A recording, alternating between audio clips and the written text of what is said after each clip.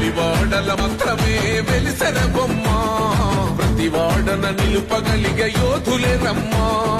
ఒక వాడకి పరిమితమా అంబేద్కరుడు, ప్రతి వాడికి హక్కులను పంచిన వాడు.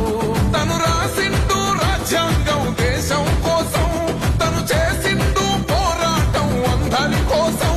తను రాసిండు రాజ్యాంగం దేశం కోసం, తను చేసిండు పోరాటం అందరి కోసం. చీకటిని తరిమేసి వెలుగైనాడు. జై భీమ్ జై భీమ్ జనగుండె నినాదం, అందరం ఒకటై గెలవాలి సమాజం. జై భీమ్ ఒక యుద్ధ నినాదం అందరి కోసం.